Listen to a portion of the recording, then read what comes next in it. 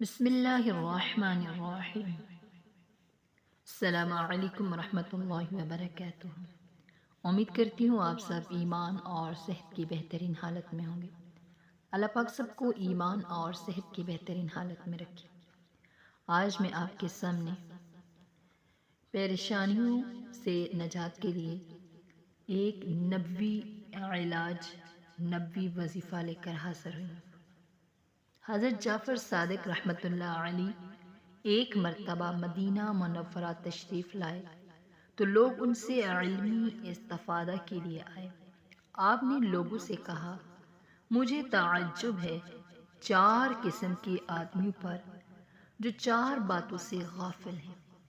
Number 1، مجھے تعجب ہے اس آدمی پر جو مصیبت میں پھنسا ہو اور یا ارحم الراحمین نہ پڑھتا ہو۔ اس دعا کا فائدہ قرآن کریم میں یہ بیان کیا گیا، پس ہم نے ان کی دعا قبول کی اور ان کی تکلیف دور کی۔ دوسرا، وہ شخص، مجھے تعجب ہے اس آدمی پر جو غم اور مشکلات میں پھنسا ہو اور وہ دعا نہ پڑھتا ہو، جو حضرت یونس علیہ السلام نے اپنی سخت ترین وقت میں پڑھی تھی، لا الہ الا انت سبحانک انی کنت من الظالمین، یعنی آیت کریم۔ تیسرا، وہ شخص، مجھے تعجب ہے اس آدمی پر جس پر کوئی خوف لاحق ہو اور وہ دعا نہ پڑھے، جو صحابہ کرام رضوان اللہ علیہم اجمعین نے خوف کے وقت پڑھی تھی۔ وہ دعا یہ ہے، حسبنا اللہ ونعم الوکیل نعم المولا ونعم النصیر۔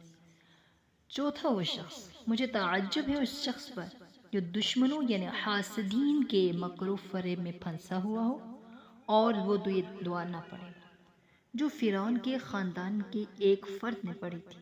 وہ دعا یہ ہے، وَأُفَوِّضُ أَمْرِي إِلَى اللَّهِ إِنَّ اللَّهَ بَصِيرٌ بِالْعِبَادِ۔ اللہ پاک ہم سب کو قرآن پاک کو مضبوطی سے تھامنے کی اور اس پر استقامت اور عمل کرنے کی توفیق عطا فرمائے، آمین۔